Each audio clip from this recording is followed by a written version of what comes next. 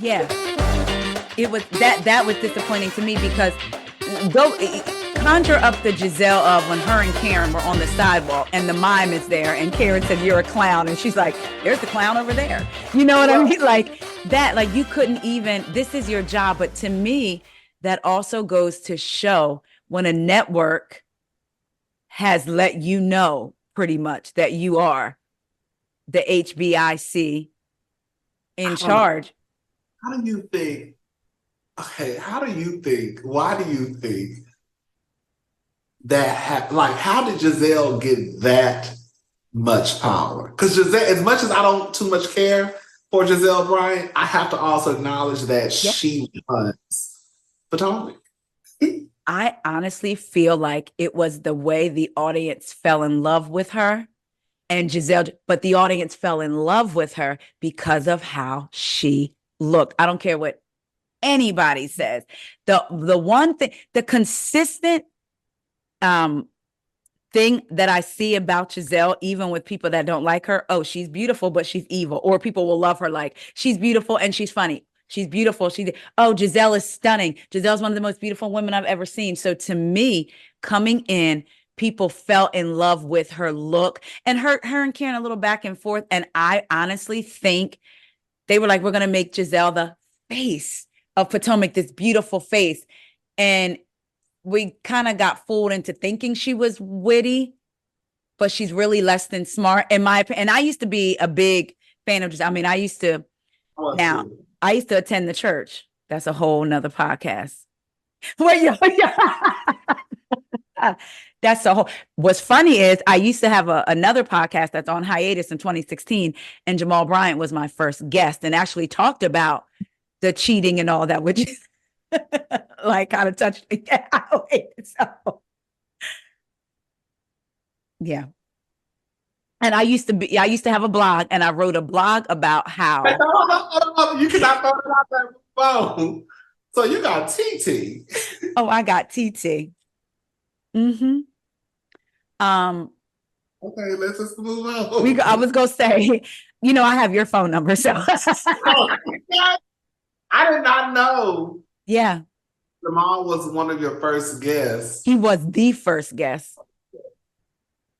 On my other podcast. And what's interesting with all this stuff going on with Diddy, and I'm just gonna say this. He talked about how when he first started out preaching and how basically when we grew up, there were no rock star preachers like Joel Osteen or Justin. But they didn't have that, right? If the preachers were doing their thing, we wouldn't know because they wouldn't just. But he said that when you start getting notoriety and Diddy is giving you and your wife Super Bowl tickets, it could kind of, then when you come home, your wife wants you to take out the trash and you're kind of like, I don't do that. I was just at the Super Bowl with Diddy. But anyway.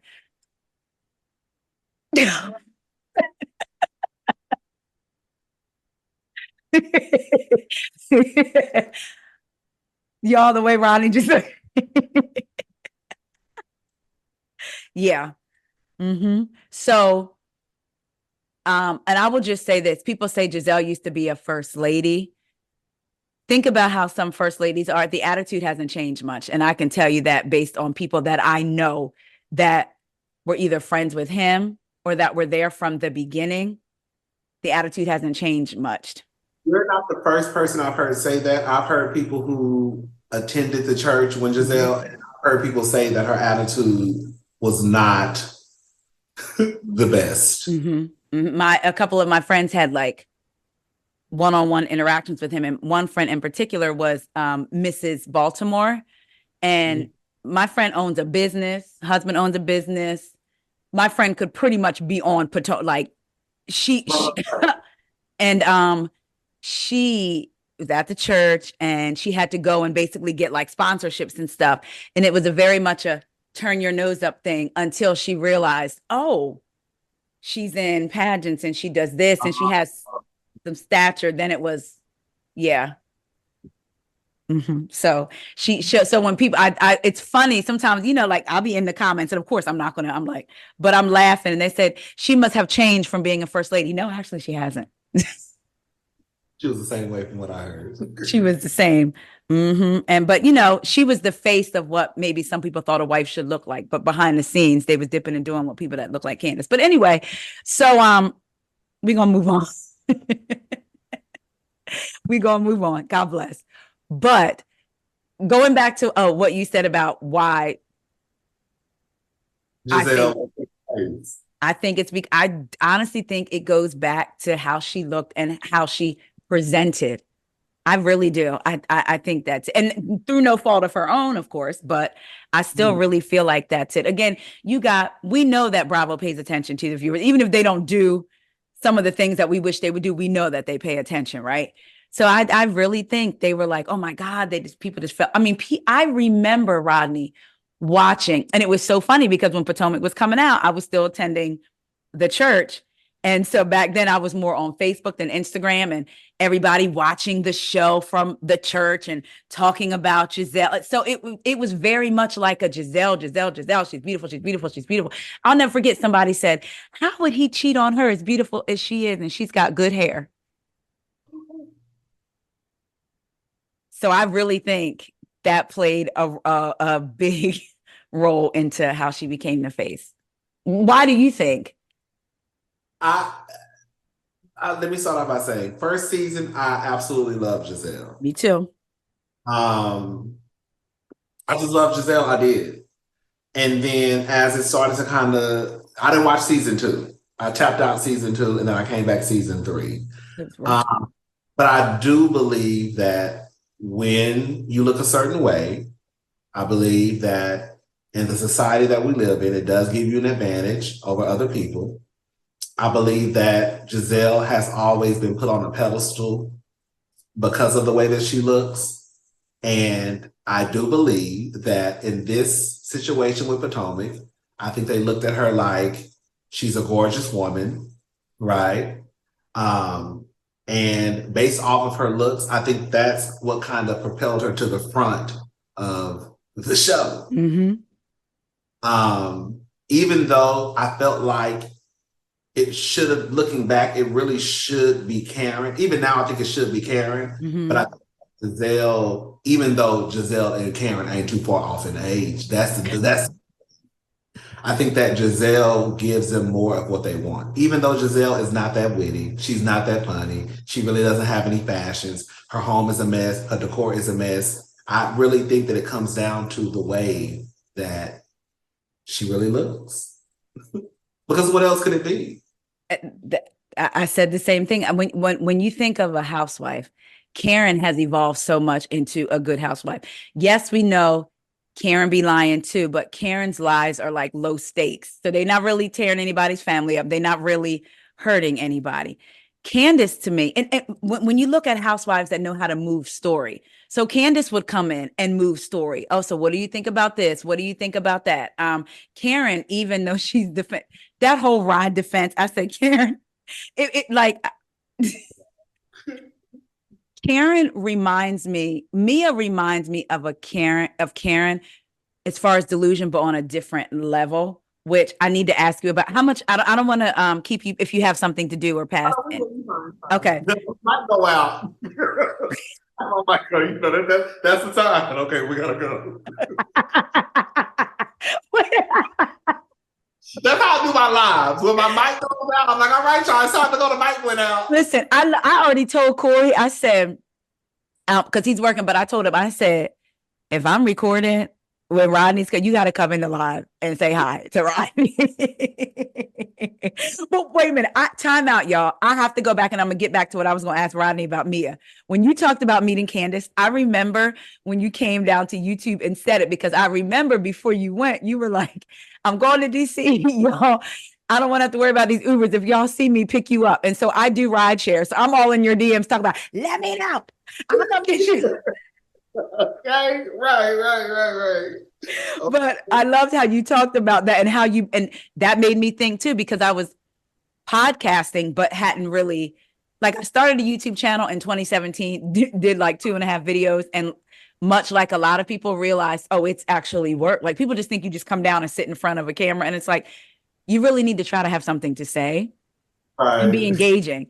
But so when you talked about that, it was a reminder also, like, if you say what you say, you might see these people. And hey, just I was invited to, you know, the show, I forgot the name. yes, I watch all your videos. I said, come on, cousin Roger. Atlanta. And it didn't even cross my mind that I was just like, I'm going to Atlanta. They invited me. Okay, I'll go. This flight wasn't expensive. Okay, let me just go. Wait, before you go, y'all, cousin Rodney was invited to the premiere of Carlos King's show, Bold and Bougie. I said, come on, cousin is getting invited. Okay. So I went, you know, and just long story short, I just started to see all these people from home. Because I used to review Love and Marriage Huntsville. I used to review Love and Marriage DC. So I'm sitting Bell Collective, and I'm like, oh, you know, I done said some shit about these people. And some of them know who I am. So I'm like, oh. Wait, when you said that Tisha was so close to you, she could have kissed you on your cheek. So close to me. Like, she was literally right behind me. Like, almost boobs on my shoulder. And I just happened to turn, she's short. I just happened to turn around and I was like, oh my God. Oh shit. I have to get beat up in Atlanta. When you talked about Cliff and Latrice, that you had me hollering. Everybody was at the Bold and Bougie premiere, and I was just like, okay. But that's one of the things about when you do what we do, you may run into these people. And you just like, okay, I guess whatever's going. But no, nobody said anything. Like, they wasn't paying me no attention. But I'm sure some of them probably knew who I was, who you were. No. But that's why it can't be anything but respect for a person like you who does reviews, because you don't sway. Right. Meaning, I'm not going to sway because I saw you. If I sway, it's because of new information or because of what I'm seeing, not because I saw you at the premiere. I'm going to come right back down here and say whatever I'm going to say. And if I see you again next week, I just see you again next week. Hey, girl. And I'm gone.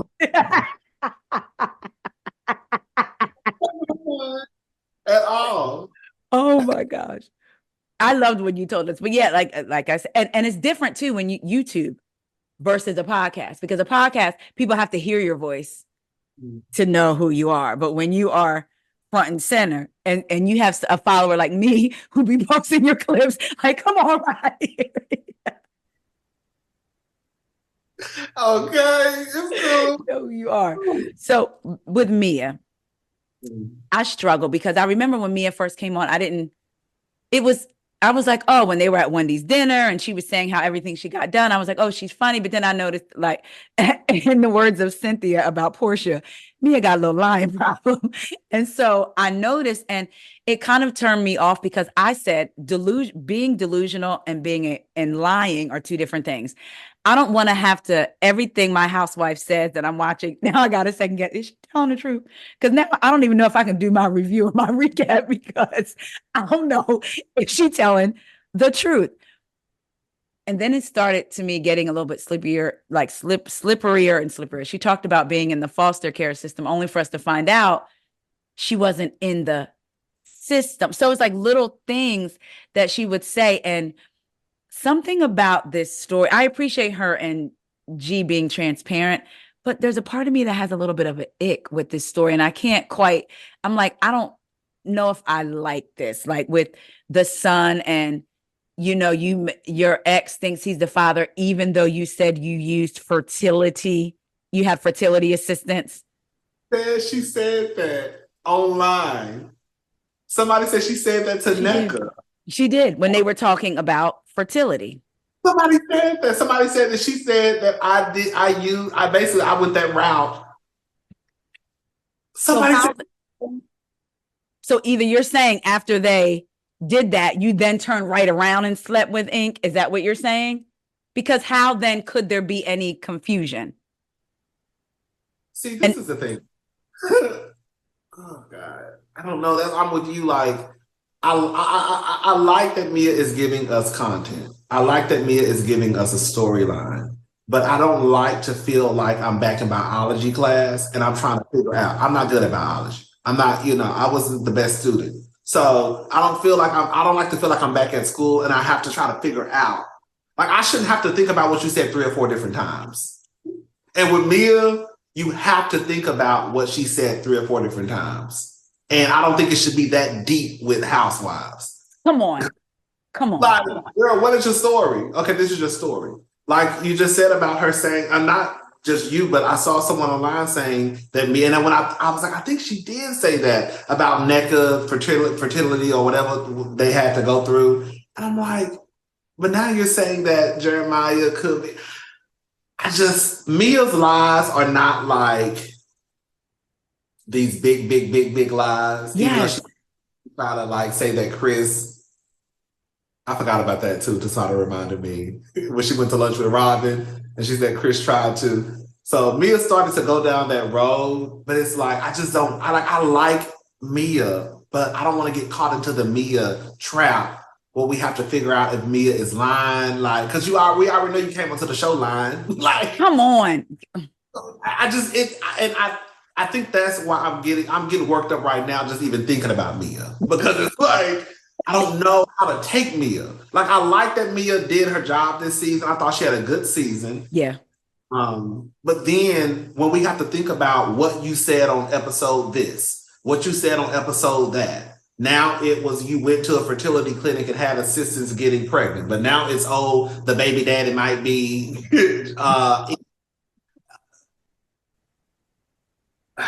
Mia, like you said, we cannot go into season 9 trying to keep up with your lies. No, like it's my parents were both addicts, and now it's I have an inheritance. Girl, where does this inheritance come from? Right. Yeah. I'm not trying to say that just because your parents are addicts, that doesn't mean that you can't have an inheritance. But where did this come from? And why have you not mentioned this before? And how did you get? I'm sorry. No, and then even with G, she was saying she had more money when she met G. Girl, what are you talking about? You said that you was girl. You're almost at the wrong thing. Say it. You was on a host stroll. You said you were a stripper girl. Yeah. She gave you $10,000. Let me say something. I don't care who you are. Come on. Somebody $10,000 just for conversation. You ain't broke. You ain't broke. You should say G gave her $10,000. And I thought it was on more than one occasion. So this man is not handing you 10 stacks and then scream that he's broke. I don't care who you are. And bought her a car, and that's how the ex found out that she was messing with G. And now you come back this season saying that you have more money than G. Girl, what are you? And that's why that's when you start to get frustrated with Mia. Because it's like Mia. Yes. Where did money come from? Where did this inheritance come from? Where now all of a sudden your son is not your husband, but you also said that you had assistance getting pregnant. Like, it starts to get really murky. Like, even the Mia and Jacqueline story, we know that they plotted last year to come on. So then you come on this year, and let's be very clear. I am very much believing women. I know what it's like to be harassed and sexually and just feeling like you just want to crawl inside of your body. I'm watching Mia say, mind you, y'all have been close. Even though y'all lost touch earlier years, y'all were close again. Because Jacqueline's sister came down to the YouTube and told everything last year. She was babysitting your kids up until last year. Y'all have been close. You bring her on the show last year. Y'all shenanigans blew up in y'all face. And then on this season, you're talking about how her ex SA'd you. And I couldn't help but think about when she talked about last year. Didn't she say that Jacqueline's boyfriend was good in bed, so good that Jacqueline wanted her to experience it? And so she slept with the ex. So I'm like, Mia, I know that it's possible those two things happen. But like you said, it goes back to, my mind is like, Mia has said so much. Like, what? You just don't. Just want to make sure I say the right thing. Look, you saw me. I was trying to parse it, like, but It's just, you know, I'm someone who I will believe you if you say something happened to you. I just think that in Mia's case, sometimes because her stories never, yes, it just doesn't flow. You don't know. It's sad that we have to question everything Mia says. everything, like everything. And speaking to, there's something that you said, and I know this may seem left field, but I wanted to thank you for sharing, and it was a reminder. You talked about in one of your videos, because you saying that you believe when people come and tell you things happen. You talked about something had happened at your past employment. Someone told you, I guess someone did something, and you spoke up for that person. And you said, in your basically how you think now is, if somebody's coming to tell you that somebody did something, you no longer care about what may happen to you if you back that person and you speak the truth. So it has, if we are standing behind each other and standing with each other. So I wanted to thank you. That really stuck out to me in that video. And there comes a point when, if someone has been hurt and you know it, and you don't stand up for them because you're afraid of what may happen to you, it's kind of like, so I appreciate you saying that. You saying that in your video. Look, we talking about some of these trifling housewives, and they're not all trifling in a good way, y'all. But you saying that. So I just wanted to throw that in there. I appreciate that. So you get all this stuff when you listen to Rodney. You get mess, and then we talk about real life stuff too. Yes. Balance. Yes, it is very valid. So, but sometimes your videos could have me laughing, then could legitimately have me crying, and then legitimately, like, when you get emotional, then I get emotional. I'm like, not today. Okay, right. But yeah, with Mia, like you said, I don't want, again, like how you said you were getting worked up. The same thing. It's like, is she lying? Is she not lying? But then you go back to her at the reunion, Robin, Candiace, and she actually made sense when she's like, so this is what Candiace needs. Like, she was doing the part of what a Nene would do to try to get the girls together. Right. It's like she has it's almost like she has all the ingredients of the cake, but she made it in the microwave instead of putting it in the oven. Like, girl. I think that Mia has what it takes to, I don't know, because Mia, I'm always back and forth with Mia. Yeah. Does Mia have what it takes to be that girl on Potomac? I know I've heard Carlos King say that he thinks that Mia is the girl of the girl of the girl of the girl of the girl. I don't know if I fully believe it. I like that. I think that Mia had a good season this season. Mm-hmm. Whether the heifer was lying or not, we don't know. But she had a good season. I felt like even when she tried to get information from some of the girls, I think she did it in an organic way. Yes. It wasn't outright be messy. It's like, let me just ask a question, right? So I appreciated that, but I don't know if Mia, I don't know.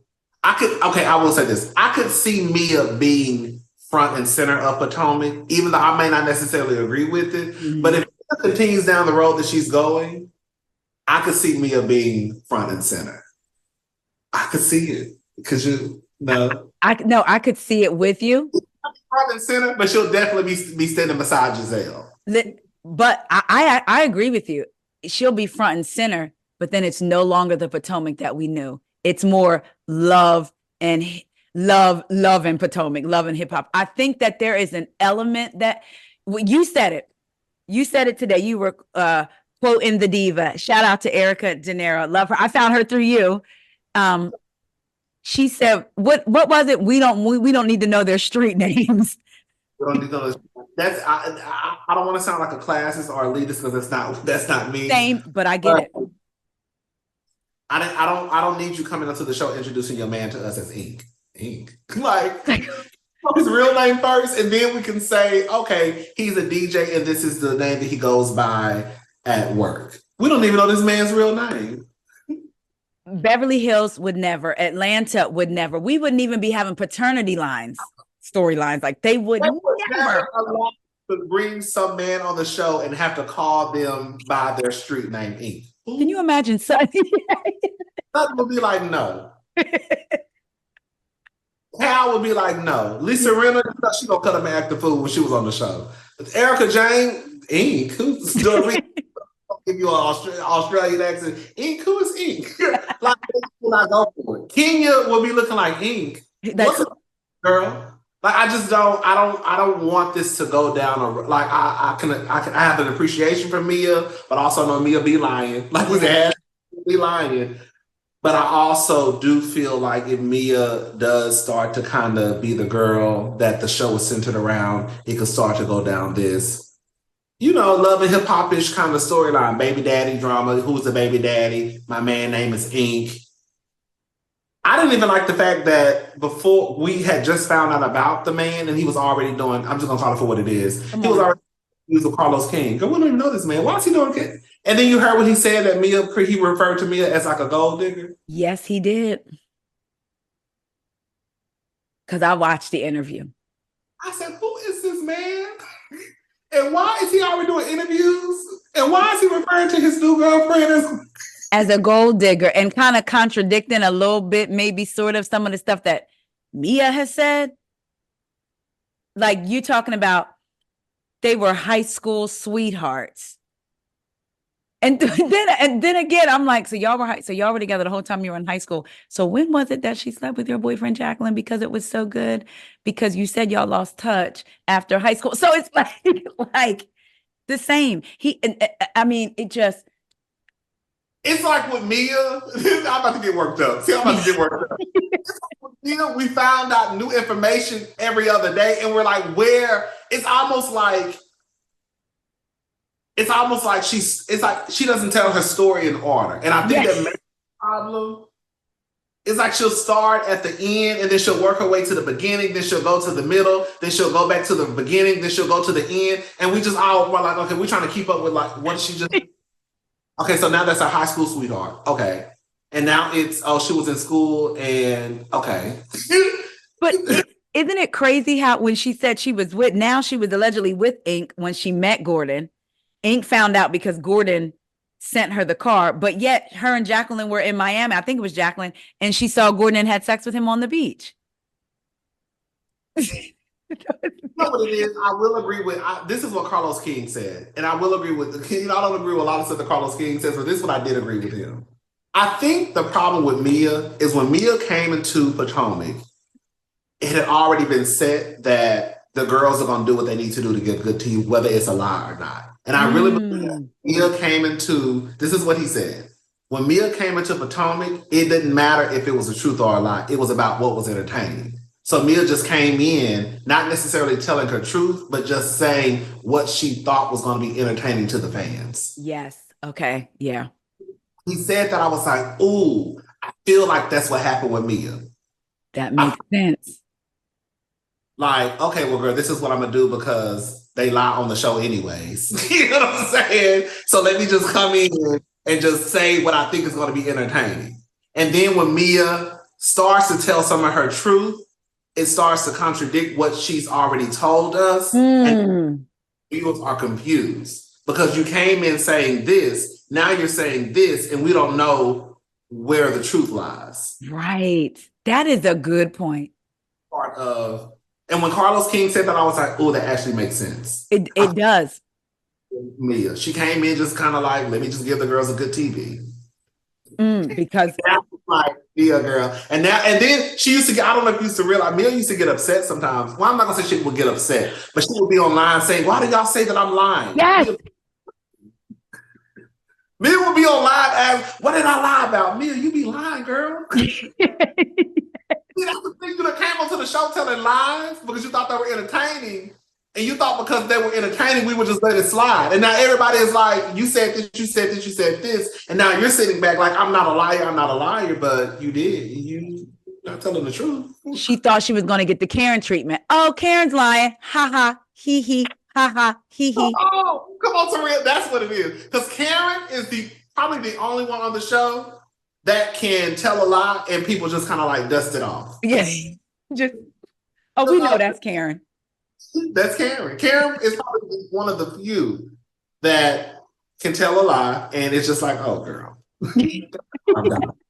People don't care. And I think you just hit it on. I think you just said it. That's what it is. She thought she would get the Karen Huger treatment. And we like, no, girl. People don't ride Karen about her lies. Yeah. But they on Mia. Like, you like, I'm on Mia. Yeah, you know, yeah. I just kept getting so upset, Rodney. Like, she is lying. Like, even though she didn't do it, I'd be like, she is lying. And it would just make me so mad because we know that with Housewives, sometimes, yes, maybe they may have meetings or whatever. But with other franchises, it didn't necessarily come off like that, like it does with Potomac. And so I also thought about, I don't know if you remember last year, and I was going to try to find it and post it. But last year, Mia did an interview after the season. I believe it was with a journalist named Bryce Sanders, matter of fact, I think Bryce is the one, and I might be wrong, so y'all correct me, that Mia just did an interview with, and she did really well when she was speaking about Candiace leaving, when they asked her about Candiace, even though she said me and Candiace argue in debacle. I said, I said, come on, debacle. But last year, they talked about the whole Chris thing. And Mia made the throwaway, like, yes, calls were made behind the scene, but basically she didn't want to be a part of it. And of course, naturally, I was going to be like, see, but because we know that Mia may not always be truthful, I'm like, is that the truth? Would it go with what we saw happen with Chris? Yes, but she literally said calls were made, but basically she didn't want to be a part of it. And then she talked about apologizing to Candiace for what she said. And she meant it like he was staring at her because she had been going through sickness and she was so frail and pale and skinny. She said that's how she meant that Chris was staring at her. She didn't mean the other way. But again, it goes back to, because I was going to pull that up as reference, like, y'all, this Chris thing was the plot, even though we know. But I was like, I can't even use that because I don't know if Mia was lying in that instance. You know, and to kind of go what you also said about, I think that the girls do have these meetings, but with Potomac, it's so like in your face. Like, I don't think with Potomac, it's like y'all really get together and discuss like the storyline of the season. Like, and I don't really, and maybe they do it on Atlanta and Beverly Hills, but I don't get that from them. Like, do they have a group chat? I'm sure they do. Yeah. All the housewives have group chats. But I think that with Potomac, it's so in your face. It's like y'all really get together and like... And don't deviate. Also, not to keep bringing him into the conversation. Carlos King also said that he was told that last year that the season, I guess, was boring or it was going to be boring and they needed to do something. And that's when the whole Chris storyline came into play. Mm-hmm. And he, you saying that he said that, and there was something that he said that made me start looking at Potomac like that's what it is. Do you remember when he said, when the whole Robin thing came out, it was funny to me, but Carlos would live it like it was his show. When it came out that Robin was charging people for the Patreon, he did video after video. He was livid. But one of the things I found interesting is he said, Robin, you said you were waiting for Karen to expose it. He said, that let me know that y'all think Housewives is about exposing people. And I said, that's what it is. That's what it is with Potomac, because when you go back and look at some of the stuff, Karen's stuff with Ray and his taxes, like on the reunion, when they said, yes, that was in the Washington Post. So that's the Washington Post. That wasn't the Shade Room, though. That wasn't the Jasmine brand. That wasn't the Neighborhood Talk. What y'all are now bringing into it is that stuff and trying to make that stuff storylines instead of just your real lives. And I said, he is exactly right. For that to be Robin's, because sometimes I'll be like, Carlos be acting like, he really is the king of real. But sometimes when he be saying stuff, it'd be like, he know what he's doing. Yeah, like, you know. I love Carlos. Even though when he get on my nerves, sometimes I'm like, oh. Me too. Like today, did you see who he had on his podcast today? I was like, I'm not gonna watch. Did you see it? I started to send it to you.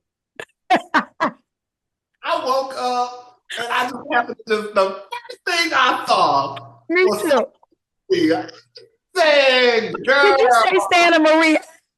Anna Maria, you know, I call her Anna May, Anna Michelle, you're Santa Anna Maria, Anna May, anything that come out of my mouth.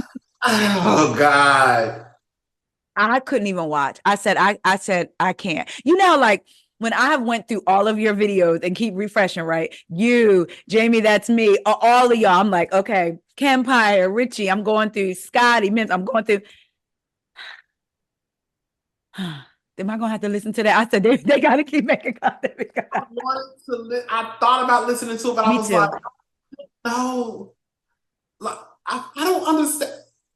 Okay, what's her name? Anne Marie. That's her real name. She said it's actually Anna Marie, but spelled the Dutch way, Anne Marie. Also, it is Anna Marie. Oh, it is Anna Marie. Mm-hmm. Okay. But it's spelled Anne Marie. She said it was Dutch. I don't think it's that deep for her to be on. And that's what I said. But you know what? I was texting Carlos, our friend Carlos Harris, and I said to him, I sent it to screenshot to him, and I started to send it to you. And I said, what with Carlos, to me, like we all have our platforms, right? So if you wanted somebody on, you wouldn't necessarily, there would be a reason that you would have them on, whether it's they had an interesting story or just something that drew them to you. I think with Carlos, it is, and I get it. We all want views and likes, and I know that he is the Carlos King, but I feel like he's doing controversial may not be the right word, but you're going that route because you know it's going to spark conversation. Like, are you really that interested in what Anna Marie has to say? Was she really that interesting? I think that's where I'm going with it. Like, what did Anna Marie, whatever her name is, what did she do? She came in episode 6. Had 16, 15 episodes. Like, what did she do that was so interesting that after her time on Real Housewives of Beverly Hills, that we need her to do an interview? And sensationalism. That's what I was the word. You want like since. Yes. But yeah, like, and honestly, I'm gonna truth be told, with the current allegations, I'm kind of in the defense. And I'm going to tell you, people can say, oh, they're just allegations. But when that person who worked at Columbia during the time he was there got on Twitter and did a thread and said they worked in the Office of Student Affairs and witnessed people coming in and Columbia basically telling them to, and do you know that they sent him home for a semester to do work? They sent him home for a semester and he could work. He could do his work from home because of these allegations. A person on Twitter who worked at that university during that time came on the line and said he watched the university basically stifle the late girls that came in. So for me, I was like, listen, like I always say, I wasn't there. Okay, I wasn't there. But I think that it is absolutely delusional for Anne Marie and her husband to act as if those allegations against her husband did not play a part in why on Real Housewives of Beverly Hills. Because in all honesty, Anne Marie, she wasn't that bad of a housewife to me. She wasn't like I agree. The whole her versus Sutton esophagus storyline, that was kind of dumb. But she wasn't like a horrible housewife. Yeah. You know? But I for me, I really do believe it was the allegations against her husband, not her the boo. I don't think that touch that. And also, I think that it would be unfair to Mauricio, to Kyle, for everybody to always discuss what's in the headlines, what's in the Washington Post or the Los Angeles Times. But we also have articles in here about your husband. Come on. So how are we supposed to go into season 14 with you as a housewife, these allegations against your husband, and it not be discussed? Because Sutton, Miss Scooby-Doo Mystery, she gonna talk about everybody else. And I would look at the women crazy if they didn't talk about it. Like, y'all really You know, talk about this lady and her husband, but not her, but her husband doing what they say he did in college. I don't think Bravo wanted to touch it. And the way Crystal was on her behind, you know, Crystal was bringing it up. Okay, let's all think of things. We already have allegations against Andy Cohen. Mm. We have lawsuits on our desk every other morning, and now y'all think we're gonna touch Anne Marie and her husband? Girl, just give her the pink slip and she can go. I really think that it was because of Anne Marie's husband and the allegations why Anne Marie got the boot. So that brings up an interesting point that you say that, because to me, so now we were talking about what would happen on Beverly Hills versus what wouldn't happen on Potomac, what would happen on Atlanta versus what would happen on Potomac. I wonder if it was a Potomac that had the same types, because of the way they handled stuff with Chris, the way Andy just let that stuff slide with Jizelle at the reunion. Like I said, the laughing thing, it was whatever, because that's part of the back and forth, whatever. But when she wouldn't apologize, and you know the insinuation, the way he let her slide, I wonder if Anne Santa Maria, as you call her, if she was on Potomac with that husband of hers, would that have been handled differently? Because we know Potomac has been about husband and wife scandal-ish within the last couple of episodes. Or do you think that was just too much? Like Bravo was like, nah, this is just too far. Good question. A part of me feels like Bravo was like, this is just too much, but based off of the track record when it comes to Potomac, I don't know if I could see, I don't know. I could see Jizelle wanting to use that as, like, I could see Jizelle like, oh girl, we really got it this season. We going after the husband, and we going after, even though Anne Marie wasn't there, but we going after, and we going after the husband. Because that's the route that they take. And as you said, look at how they kind of, like, Jizelle kind of got a tap on the wrist for what she did to Chris. Now we have a real live true story, a real live allegation. So girl, let's bring it in. I don't know. I feel like that's the route they will want to go. I don't know if Bravo would allow them to go that way. And look at what y'all have allowed to happen on Potomac anyways. Yeah. So would it really be any different? Right. Would it really be any different? I don't know. That is, Potomac, like you said earlier. Why? But also, I don't know. I don't know.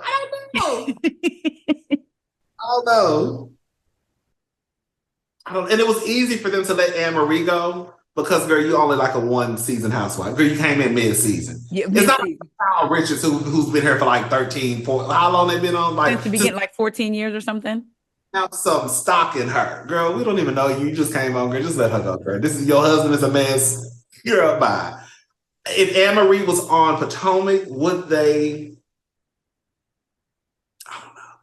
I feel like Jizelle will be the one like, no, this is a story that we're going. And I feel like she would push it, and I could see them saying, okay. Because they think that would bring in, because it's almost like that's how the network sees Potomac also. Because they would never allow that to happen on any other franchise.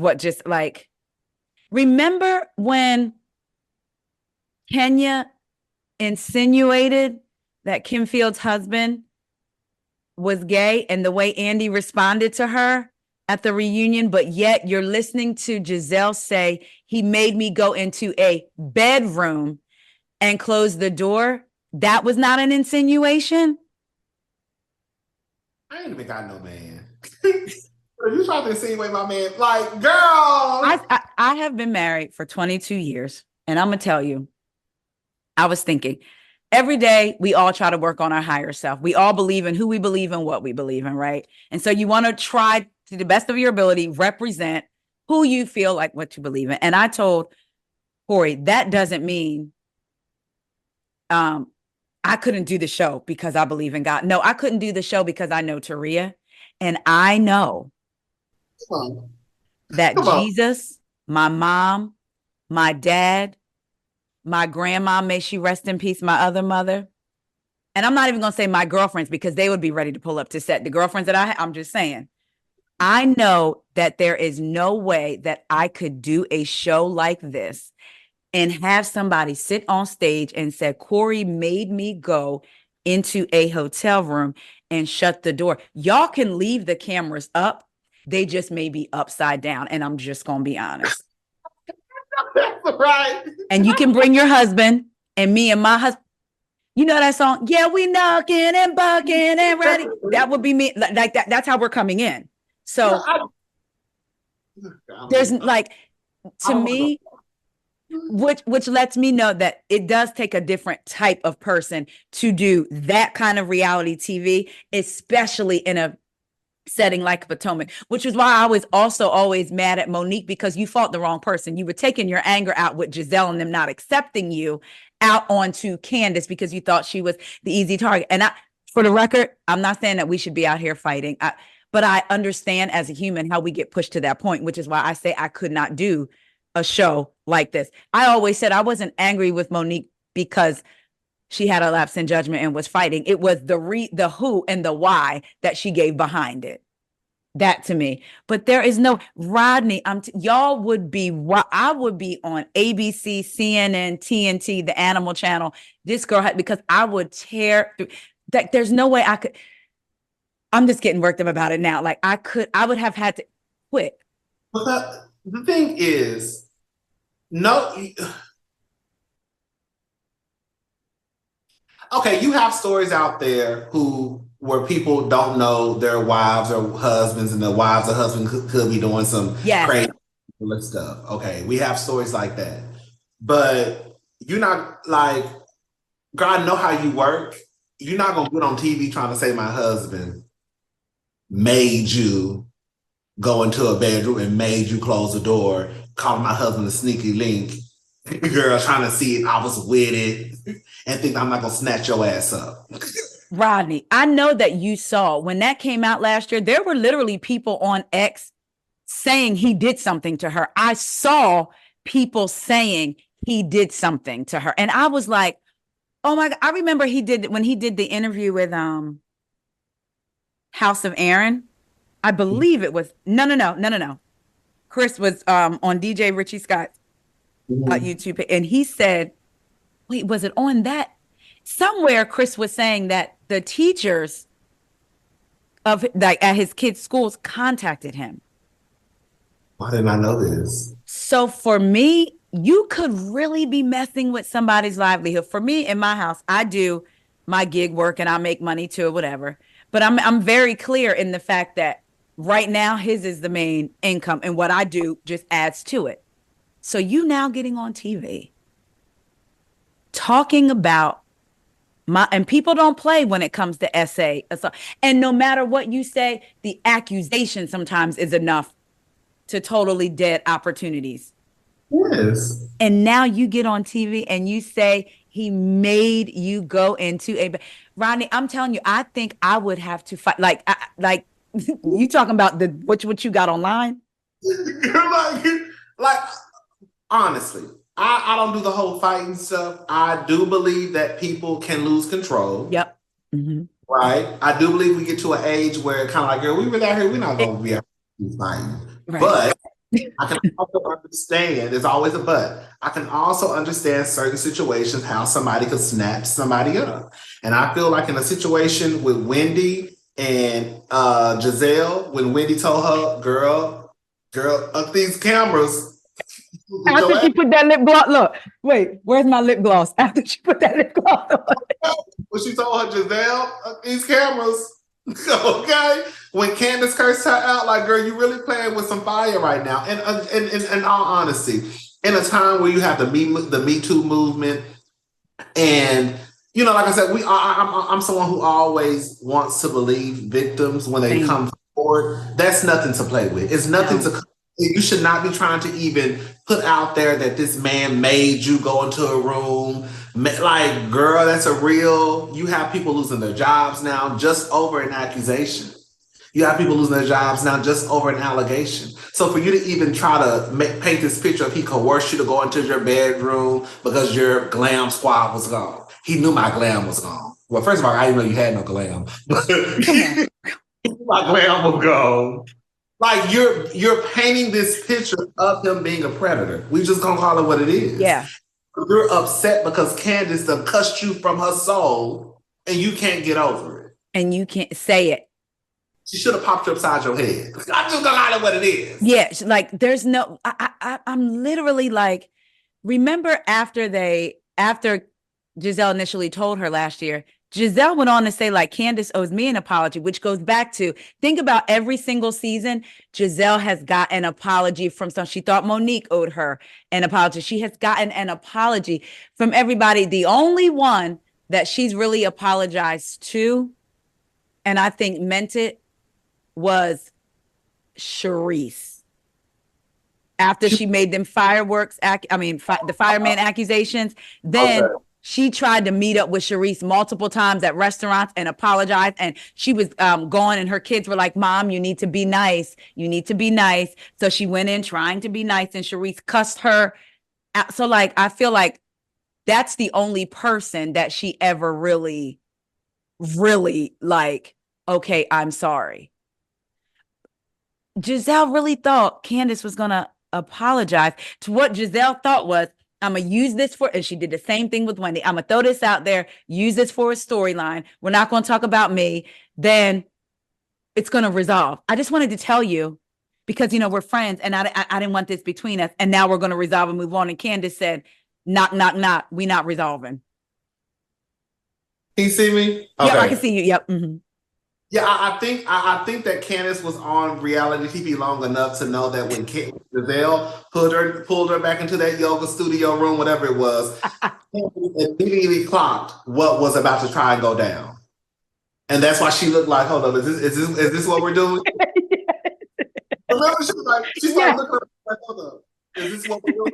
Like, I know, I've been here since season 3. I know how this works now. Oh, so this is the storyline. Where is Eric?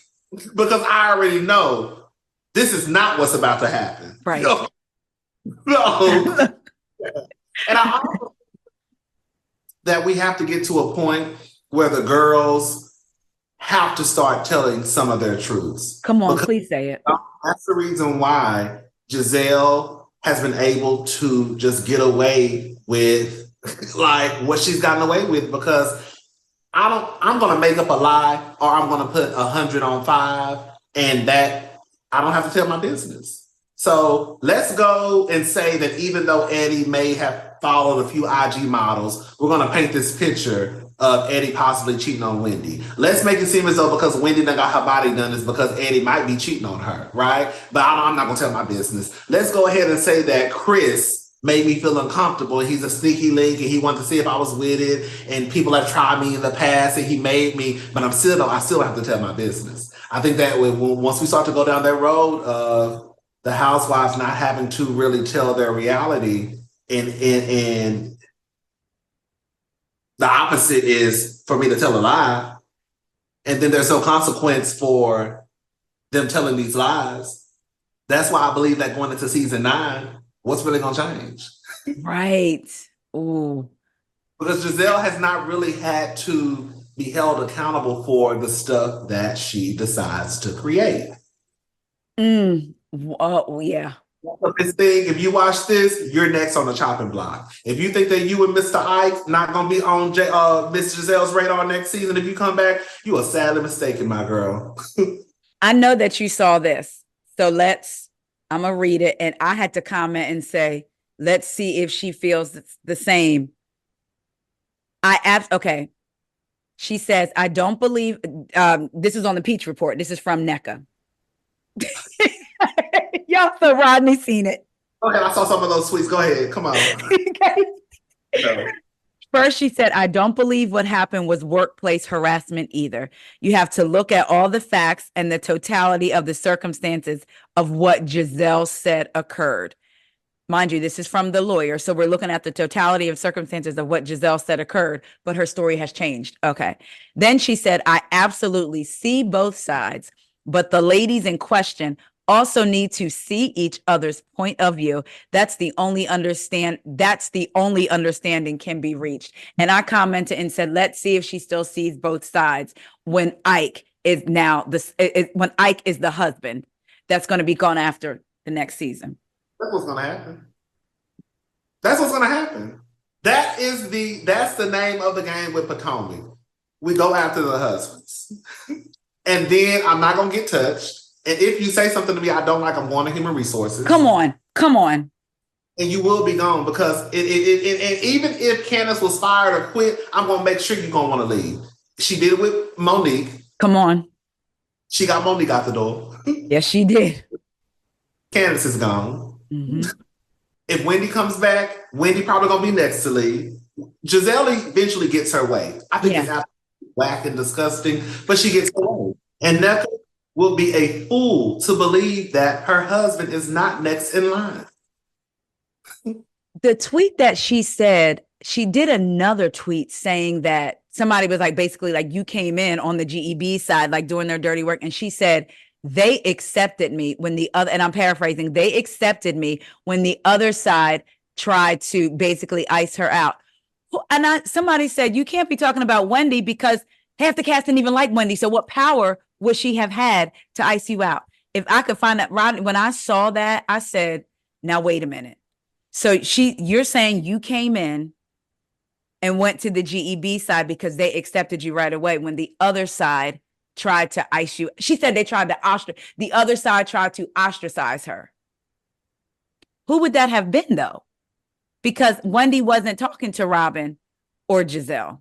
And even though that's not half the cast, because people are like, half the cast don't like Wendy. Let me go back. That wasn't half the cast. That's two of them, but we know how much weight one of them holds. Nneka, I saw a clip from the reunion where she says that she tried to ice me out. Now, I don't know if she was referring to Wendy, but again, they don't even like Wendy. Wendy ain't got enough power to ice nobody out. They've been trying to ice out Wendy for the last 2 seasons. It's all a bigger thing. So now all of a sudden you come into the situation, Nneka, you were you. You know what? This is what frustrates me the most about producers, the casting directors, the cast. We, as a viewing audience, have been watching reality TV for how long now? Girl, we almost can be producers ourselves. Y'all want to keep trying to play on our intelligence as if we know what the game is. Nneka was brought in to go after Wendy, period. There's no other way you can. And then I think what is frustrating, they act as if that's not what it is. Nneka, that's what it was. That's what it was. It didn't work.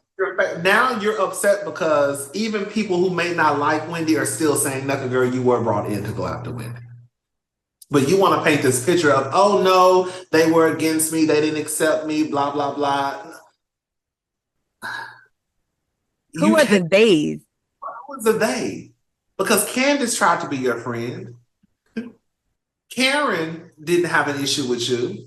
Who is the they? Who is the they? And in about a couple weeks, Nneka is going to do what Mia did and come out and say that was her publicist tweeting for her, and she had no idea what was being said.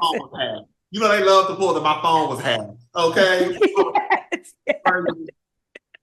My phone was hacked.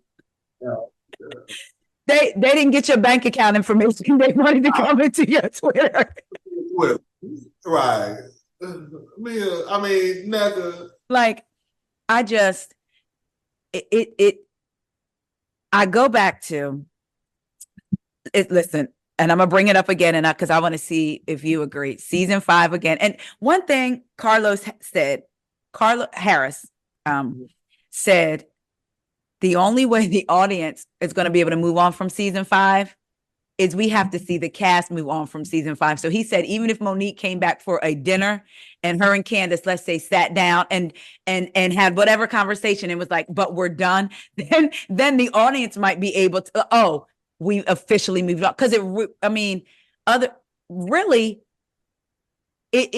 was kind of unresolved in a way because Monique came to the reunion and read Jizelle. And that's another thing I want. Let me say something. And that's why I've always said that that's where the problem was the entire time. The issue was not with Candiace Come on. and Monique. Come on. Monique really wanted to whoop Gizelle's ass. But got the wrong girl and grabbed Monique by her wig. Because fast forward to the reunion, Monique said out of her own mouth she had a tab on everybody, including herself. That's what she said. Who was the only tab that she read? Gizelle Bryant. So that should let the audience know that's where the problem was. She didn't read Candiace's tab. She didn't go after Kim's at the reunion. The person she went after at the reunion was Gizelle, which lets me know that that's where the problem was the entire time with Gizelle. You just accidentally whooped your little sister. You took it the wrong person. You really wanted to go upside Gizelle's head. But you knew that you wouldn't have a job and she would have 911. So what's your emergency? But then when you got to the reunion, come on. You went after the person who you really wanted to go after the whole time, which was Gizelle. Come on. And she didn't say anything about Candiace. I mean, it had, I guess, a little I guess, like under their breath. I can't remember. Yeah. It was a big interaction between Candiace and Candiace at the reunion. But you went after Gizelle because that was a person who you really wanted to go after the whole time. I mean, the fact that Candiace and Monique weren't first chair. Girl. That's what I said. The seating order don't mean anything. Yeah. Regardless how you want to slice it and dice it, it doesn't matter however people feel about the fight. Monique and Candiace should have been right there beside Andy. And we focusing on, is Jamal coming? Y'all, you just dragged her across the barn. Wait, I got that from y'all. I got that from Ronnie. Ronnie was, when you first did the recap, you said Candiace was in her cheetah print. You were asleep. You were asleep. The thing was, Monique was so angry. Candiace wouldn't even really say nothing out loud with Monique at the barn when you really go back and watch it. They hugged when they first came in. And I said, Karen actually got it popping. If you go back, they hugged when they first came in. Wait, Monique and Candiace hugged? Yeah. When they first came in, I'm 99% sure. Look, now I got to go back and make sure I watch. A lot of episodes. I'm almost positive. Y'all let me know in the comments, but I am gonna go back and watch just in case y'all try to check me so I can come back and admit if I was wrong first. You're a girl who like, no, you was wrong. You was wrong. You was wrong. In a row. Okay, I got it after the first 10. I got it. But right. I'm pretty sure they hugged. And then when you go back, Karen actually got that whole thing started. They were talking about something and they were all talking and Karen made it like, oh my God, I wish I could remember because back then I could remember. Go back and watch that scene, Rodney. I'm telling you, Karen made it like Monique and Candiace. Karen said something like, oh my God, I cannot remember. And then Monique kind of went the rest of the way with it. So I know people were saying it was Robin and Gizelle, but had Karen not really made that turn of conversation, Monique wouldn't have had anything to grab onto, and it wouldn't have. I'm gonna go back and watch that scene as soon as we get off, and I'm gonna send it. Okay. But I think about that. You were no. Your exact words were she was in her cheetah print twirling in a barn, and that's what made you. She was just swirling. She was I'm asleep. Like she was really just trolling Monique. She wasn't really trying to lie to Monique. She really wasn't cursing at Monique. Like basically, girl, you just want to fuss and argue and fight. Like that's it. Candiace was doing what the housewives do. And then Monique just saying that in that moment she realized that Monique wanted to like do a little back and forth with her. And Candiace said that she was like, okay, girl, let me just give her like a little moment. Yes. Candiace didn't think that it was going to go to the whole fight. Far. Her head, she just felt like, okay, she's been wanting to, because at that point, come on, Candiace was away from Monique 3 times. She wasn't trying to argue with Monique. Monique wanted to argue with Candiace, but Candiace really was not trying to argue with Monique. And she said that at that moment, she was like, okay, girl, you clearly want to like do a little 1-2 with me, so let me just go ahead and just give you a little something. But she didn't think it was going to turn to like her headband on the table either. Rodney, like she was performing. She was performing. She was performing. Let me just keep laughing in your face. Oh, girl, you boring. Oh, I'm asleep. Twirl, twirl, twirl. Oh, girl, we're bored. Good night. Good night. You know, but that wasn't enough for Monique to just snap. When Candiace had walked away from her 3 times, I think that's what people forget too.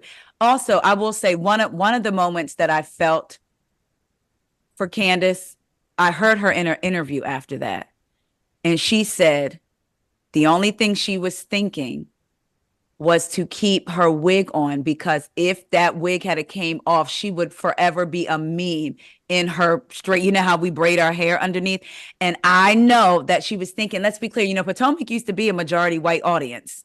When we think about, I remember Rachel Lindsay, the moderator of Potomac, and she came on the podcast, and she said when she looked out from stage, it was mainly white folks in the panel. And we know this, we were there. Potomac. So I can imagine in Candiace's mind, if it was like if we watching a Love and Hip Hop, seeing straight back braids, that ain't nothing to us. But she would have been a meme. And I just felt for her in that moment. But you know, in that same interview, she said, because we were all like, when did her and Robin get close? In that interview, the interviewer asked her, who has checked in on you, like after the fight? And Robin had been texting and calling. She said, Wendy checked in, but Robin's. So I said, oh, they developed something off screen, but they not going to show us on screen. Just like Robin was hurt because her and Wendy became close, but we never saw that on screen. Yeah, I think that the producers with Housewives, period, but especially Potomac, since we're talking about Potomac, I think they do a horrible job at showing us the real true stories. If Robin and Candiace are friends, we need to see that. Come on. Now, when Candiace is damn near hyperventilating over the loss of Robin, and for me especially, I'm not so confused. I'm like, why don't you just, girl, you don't even know this girl. Like, when did y'all get cool like that to the point where you're just crying because the friendship is pretty much dead? But if we had saw the story of Robin and Candiace's friendship, it would have made a lot more sense to the viewing audience. And I think that a lot of us wouldn't have been so confused at Candiace's reaction to the demise of her friendship with Robin. I think they do a piss poor job at showing the necessary stories that need to be shown with Potomac. They're so focused on the salacious and about and what we gonna tell that you forget about the journey of the relationships with these women. And I think that's where they dropped the ball. We should, the same way we would know the reaction of Jizelle and Robin if they fell out, because we've seen their friendship. Right. We should have seen Candiace's and Robin's friendship play out on camera also. Yep. So it does come to an end. We can also understand, like, damn, they were like cool. like for real cool. Like that was for real cool. But I think, again, I'm just gonna speak for me, I was so confused at Candiace's reaction to, like, when they were in Austin and she was just crying. I was like, girl, what the hell? She couldn't say it. Candiace, what?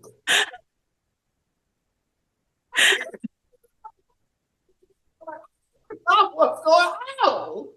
Like you said, almost hyperventilating. Hyperventilating.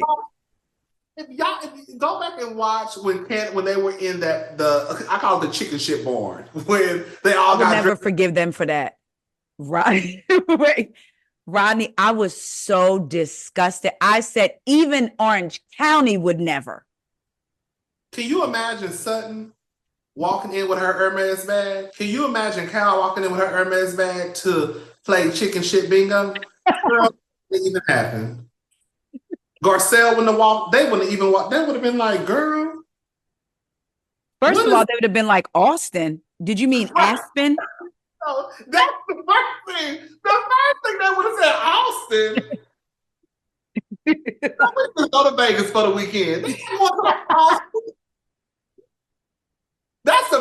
they would have said Austin. Like, no. Yes, but if you go back and watch that episode, you will see Candiace's reaction was like, it was one point she was standing by the door. It was a white woman standing beside Candiace. Candiace was boo-hoo crying still. I was like, damn.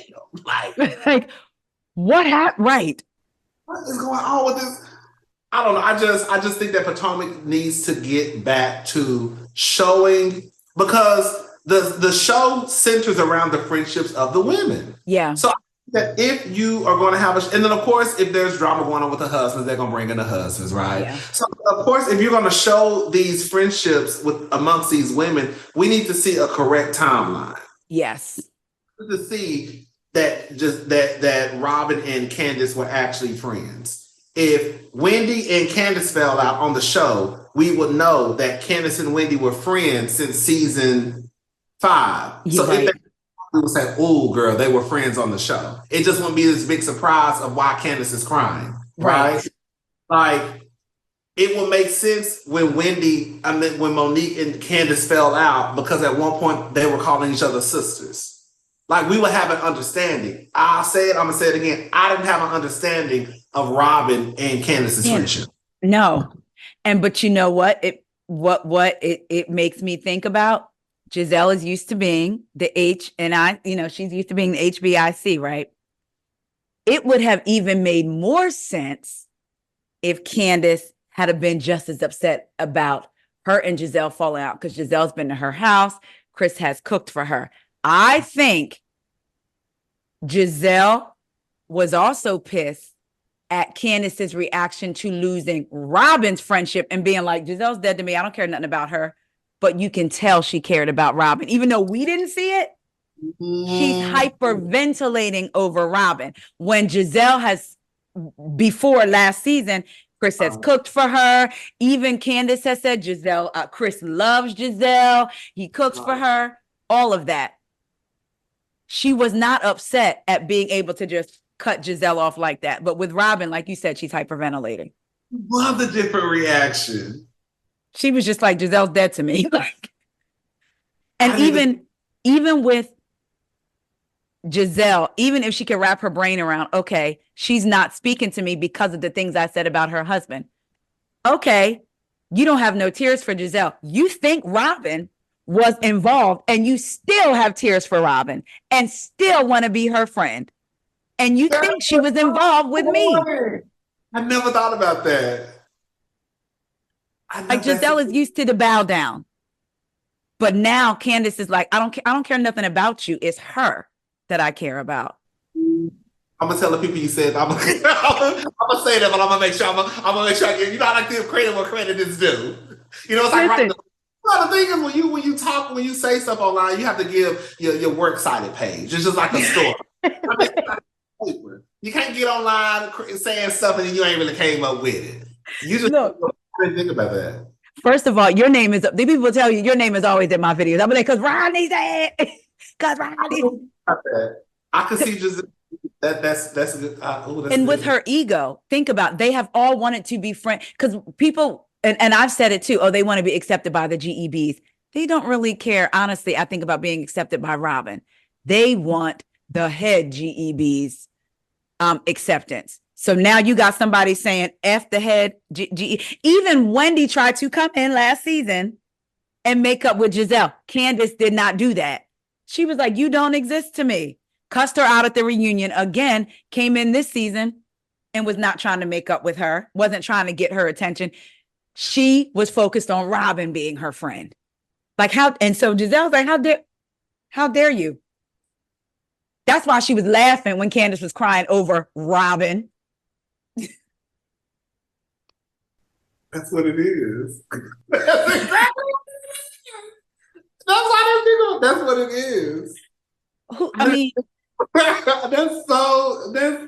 fact that Candiace can dismiss, even though we saw, like you said, they tried to humble Candiace this first half, but taking out the reunion part, even when they were at the beach and Robin brought up Candiace and Wendy rolling their eyes, and Wendy went up and said, what are y'all talking about? Candiace said, I don't like Jizelle, but I wish the best for her kids. Candiace has been very clear, and it's not like She's never said that with Robin. Every time it comes to Robin, she's crying. With Gizelle, she's not crying. I don't like you. And I just feel like if I was Gizelle, I'll be thinking, well, how in the world do you want to be her friend still when you think she was in on the plot? But you don't want to be my friend? That's a good point. That's just what I just think that Gizelle is not used to being the head, with all of them bowing down. Even Karen at times, even though they would go back and forth, Karen still never really cut Gizelle off. No. None of them. Candiace has been the only one that has said to her face, basically, I don't like you, and just cut her off.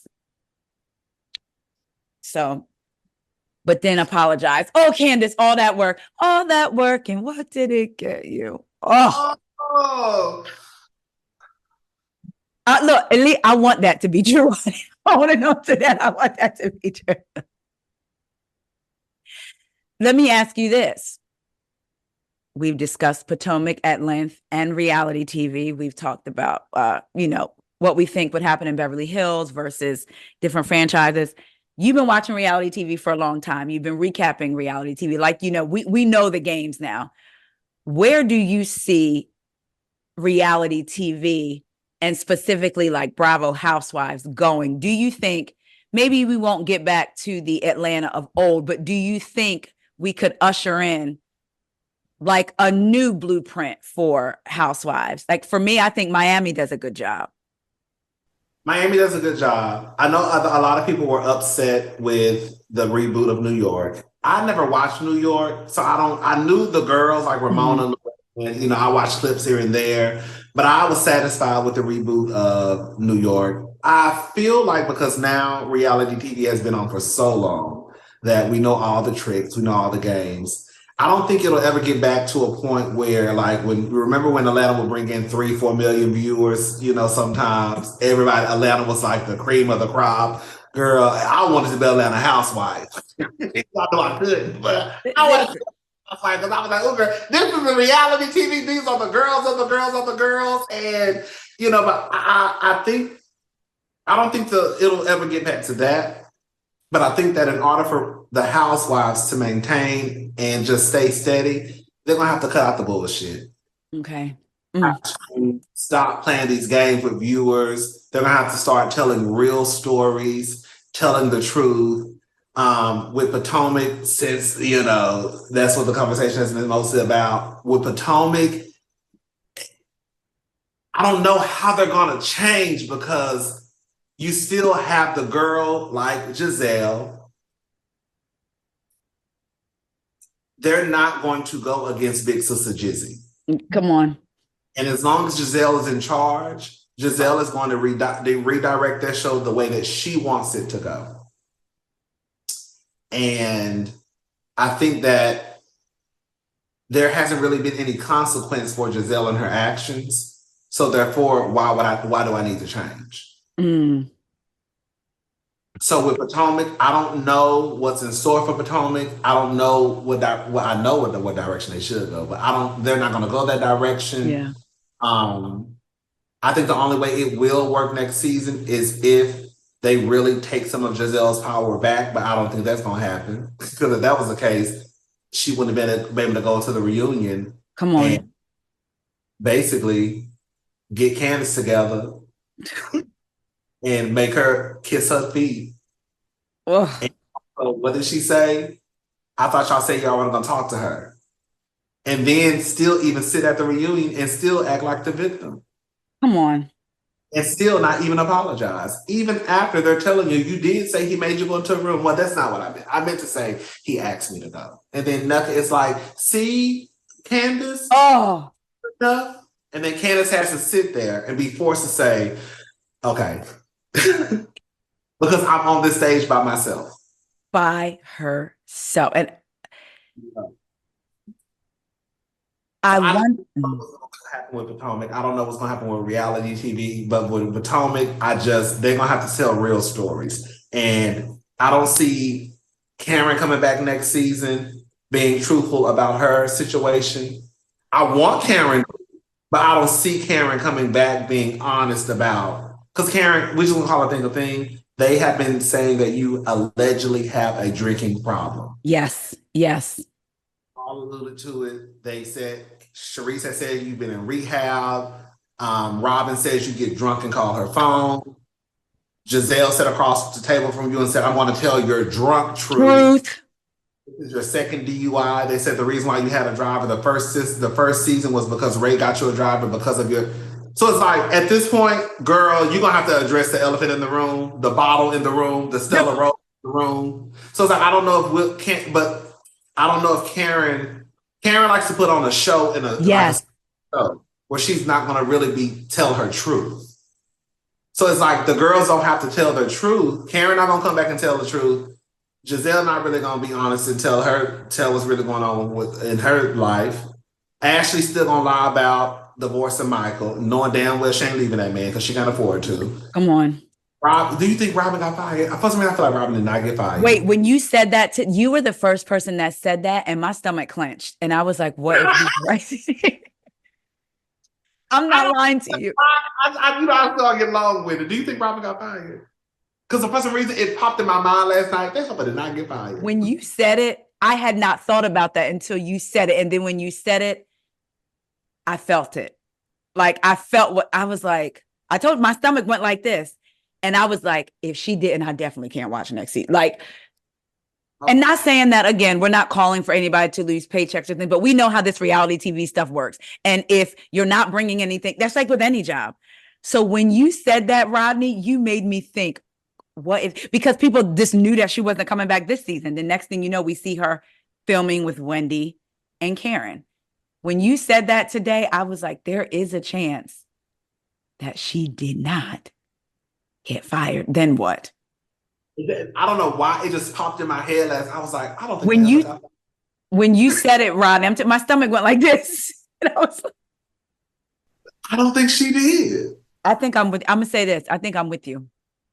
I think that they've allowed Candiace to be the problem. So now network execs watching this show should know that Candiace was a big addition to, like, with the stories and all of that. So, but I feel like on their level, they're thinking, if we remove her, now the cast can move forward, which would mean leaving Robin on the show. And one of the things I said last night, if I was in a room with these people, I would really want to know how their brain works. Because the truth of the matter is, I'm not saying Candiace should be the lead of the show. That's not what I'm saying. What I'm saying is we have moments where we have the footage of Jizelle not being in the room being able to get along and laugh and have a good time. It's when Jizelle then enters the room, she sucks the energy out of the room. And now the girls have to, I guess, put this game. I don't know. Now Robin has to go back pretending that she's mad at Wendy. Oh, I knew it. Just talking about swallowing jizz the other night with Wendy, Nneka, Candiace, Ashley in your bedroom. You were just laughing and talking with Wendy at the club, right beside each other. We have the footage. And then went and told that very next day when she went to Jizelle and kind of basically brought up Wendy, I felt like she was trying to see where Jizelle was going to go with it. And then that would let her know where she had to go with it. And then remember the next day when Jizelle in Austin, when Jizelle said, I'm so sorry I left you last night. It's like now she's gassing Robin up. Yes, because Robin was having a good time. Because Robin didn't have a problem last night in the room. But now it's like you're putting it in Robin. Like, I'm so sorry I had to leave you in the room with those. I forgot her exact words with those women. But Robin was okay being in the room with Nneka and Wendy and Candiace. Yeah. And it was okay. They were all okay. Yep. And then was it Robin that brought up, and Candiace wanted my shoes, or somebody brought up, because Candiace was like, can I wear these back? Remember she wore Robin's she wore her flip-flops. I said, because Robin was wearing size 15. Because it was like Candiace was so small inside those big flip-flops. Those wall sandals, girl. And I feel like a part of me felt like that was Candiace's way of trying to bring them back the next day and have a conversation. But remember, she said to Robin before she walked out, hey, we need to talk. Yes. And Robin was like, okay. Like, it blows my mind. Like, it really is. Gizelle is the problem. That's why I'm like, Andy, you want to give a whole speech at the beginning of the reunion talking about, oh, I was disappointed being a fan and the purpose of the show was to basically kind of like move on. But as you can see, when Gizelle is not a part of the picture, the girls really can't get along. Come on, They really can't get along. It really is. Gizelle is the problem. It's like we literally have footage showing that the girls laugh, talk, kiki. Like you got Mia, Wendy, Candiace, and Ashley in Mexico showing each other they boochie cats. Like, their dresses up. Wait a minute. Even the Grand Dame showing her tits and stuff with Mia. Even Karen when Gizelle went to bed that night. Yes. It's literally once Gizelle is removed, I feel like the girls feel like, okay, now we can kind of like have a good time. It's when Gizelle comes back, now it's like, okay, we got to go back to hating each other. Girl, in reality, y'all really don't have an issue with each other. Come on. And Andy giving that speech reminded me of at your job when you have that one coworker that takes 4 15-minute smoke breaks and then their hour. And now they want to send the email out or call everybody in the conference room to say we can't do it. We ain't doing it. That's them. Yes. Well, we got to have a conversation. Yes. It's just, I just don't. And again, it goes back to, Gizelle is in that position really because of her looks, but it's so weird to me that y'all really have Gizelle in this position when like she's the one who pulls the group back. Like she is the one. It has nothing to do with me like disliking Gizelle. We can literally go down and give at least 4 examples on the show where we've seen Gizelle not being around and the girls be able to get along. And I mean, have an actual good time. Have a good time. And that's the whole purpose of the show is there's going to be, listen, when you got 6, 8 people, 6, 7, 8 people together, some people going to bump heads. Yes. Natural conflict, but it's also, we can also get together, have some shots, have some drinks, whatever, dance.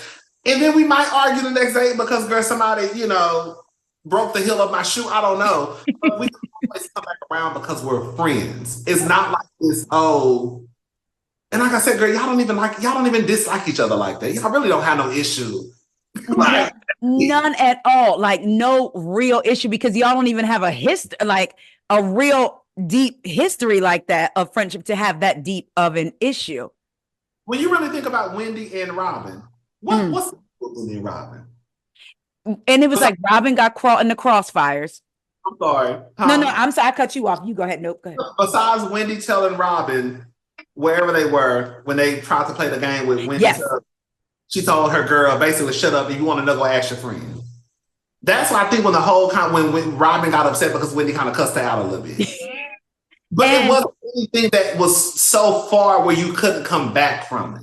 Right. Like, and that deep. Okay, girl, you got cursed out a little bit. like a little bit. And I think that Robin at that point couldn't see Wendy's point of view. If I know that you and I had a conversation about all of this, and now Ashley is coming to me saying Gizelle told her, I'm thinking that you, Robin, told Gizelle, who then told Ashley. That's what Wendy was saying. Literally. And now we're in a position with Wendy and Robin where I don't think it's necessarily Wendy having an issue with Robin, because I think, again, Wendy is willing to move forward. Robin is going to stay mad. Because what did Nene say? Your boss told you. Because, again, Gizelle more than likely has let it be known. Even when Gizelle pulled Karen to the side, when they went out and she was like, you switch up when you're with them. No, you're actually trying to just that with Karen shooting, filming with Candiace and Wendy, it's harder for you to ice them out because you ice them out. And you feel as though Karen is holding up progress. Now pull the when you with them, you switch up. No, she don't. No, she don't. She really doesn't. What she said was so true. You're a grown woman and you're their mother. If you have a problem, go talk to them. Don't talk to me. And even when Mia tried to pull that stuff at the table, said that Karen switches up. She gets mean when she's around y'all. Karen been cussing y'all asses out since season 1, season 2, season 3, season 4, season 5, season 6, season 7, and season 8. Wendy and Candiace ain't got nothing to do with Karen wearing y'all out, because Karen been wearing y'all out. And again, go back to the genesis of it. When we talk about, I've seen people online say Karen is always talking about Jizelle and a man. A man is not having any. Having a man is not like the overall goal. Karen has been cussing Jizelle out on the basis of having a man, because Jizelle always comes for Ray. When she stood in that lobby and said that Ray wanted to lick her best friend Erica Lyles up and down and wanted to be with my best friend for a night, and Candiace said, the white people are watching. Like Jizelle has been doing this from then, and like you said, and Karen cussed her back out. So Candiace and Wendy didn't, I don't even think Wendy was there at that time, but or maybe she was, but they had nothing to do with that. So for me, when Mia said, you get me, that was one of the times when I was like, here we go with this pick me behavior. You want to make it seem like zip it. But you notice during those times, I don't want to stop the conversation, but I think my phone is about to die in probably like 5 or 10 minutes. Okay. So I just want to know, if the phone go and will it still? No. If the phone, you say if the phone goes, my phone is about to die. Okay. Well, let me wrap it up then. I can talk about 5 or 10 more minutes. Okay. Until the phone dies. I'll wrap it up because I want to talk to you after for like 3 minutes. Okay. So yes, say it. One of the things I will say, I don't really believe in like throwing a man in somebody's face, but here I go with my butt. I think the reason why Karen throws it in Gizelle's face, Gizelle does put having a man on a pedestal. So for me, and I think because Jizelle looks the way that she looks, I think it probably even hurts her more that she ain't got no man. So for me, if I was a part of the group, I would probably throw her not having a man in her face too. Especially when that's the area she's hit every woman. You go. Because you swerving out, you're the prettiest girl walking around here, but girl, your looks ain't got you no man. So I get why sometimes in some cases the girls throw a man in another person's face. Because with Giselle, that's where it hurts her. It hurts her. Yep. And that's 100%. I was standing behind Karen on that every time. Because the truth of the matter is, I think everybody on this stage got a man sitting behind them at this point. I think, well, except for Rob. Well, Robin don't count. One ain't gonna never be that girl. Everybody has a husband, whether we like the husbands or not. Wendy, Karen, Mia got a husband and a side man. Okay? Come on. You got Candiace. You got Wendy, you got Ashley, even Michael ain't there. She's still married to the fool. Then you have NECA, you have Karen, you have Robin. The only one that's not really legally married is Jizelle. So if I was Karen, yes, I would throw in her face that she ain't got every time, because I know that's probably a soft spot. And I'm gonna do it. I'm gonna do it. Every single time. Every single time I can. Oh my gosh. Rodney, I love you so much. And now that you have been on, y'all can expect that I'm gonna be pulling on Rodney. I'm be like, I need you back. I need you to come back. He's gonna be the WeGo, another WeGo correspondent. I call Carlos the WeGo correspondent. So y'all gonna be like, that's right. I don't mind being a correspondent. I was gonna say, but actually, I should be, because Rodney has his own huge channel, which is.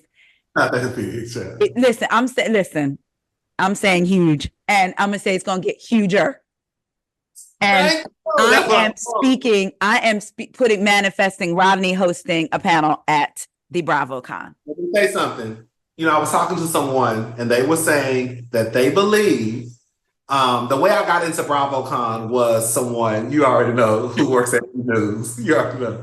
And they were saying that they believe that Bravo should allow YouTubers, podcasters to come in and like host panels. I agree because they should allow us to come in and host, not every panel, of course, but they should allow us to come in. We watched the show. Exactly. And part of the reason, and I do believe, I know I've had plenty of people, and I know you have. I don't even watch the show, but I watch your review. Now I may watch the show. So, well, I'm manifesting Rodney hosting a panel at BravoCon. Us hosting the panel. Come on. Girl, I think it would be cute. That would be. I believe that they should allow us to. And I'm talking, when I say us, we include us. That's what I mean. We get first deals. That's what I'm saying. Us. Y'all hear that? Rodney the Voice, Taria Faison. Yes, we go podcast. Mm-hmm. Yes, they should. When she said that, I was like, it's true. Now, when they do it, probably not. I don't know. I hope they do. We're going to speak positive. But they should allow us to come in because we review the shows. And as you said, sometimes not the reason for the season, but we do sometimes have people who run across our podcasts, our YouTubes, and they say, oh, let me go check out this show. And again, we actually watch the shows. More than once. I mean, y'all have. I think it would be a great idea for them to kind of mix in some of us with BravoCon. I think it would be cute. I agree. Especially because the housewives are in the group chats, so. You might as well. You might as well. They in the group chats. Might as well go and throw a couple of us on the stage. A couple of questions. Because we know. Rodney, oh my God. You don't know. So y'all, my birthday is Thursday, April 4th. This episode is coming out Friday, April 5th. And I didn't tell Rodney until after he said yes that I have been planning what my birthday episode was going to be. So when you said yes, I told my husband, Rodney's going to be my birthday episode because he's my present. So thank you so much for doing this. For having me. John ran my mouth for 3 hours. Listen, but guess what? There we go, y'all. Phone, Rodney's phone. Rodney is gone. The phone has died. Y'all, please make sure y'all go follow Rodney at Rodney, Rodne, The Voice, Instagram, Twitter, and YouTube. He is amazing. I will have all the links in the podcast description, the audio version. I'm still trying to figure out how to put them in the YouTube description box. Y'all, I love y'all so much. Thank you for watching. See ya.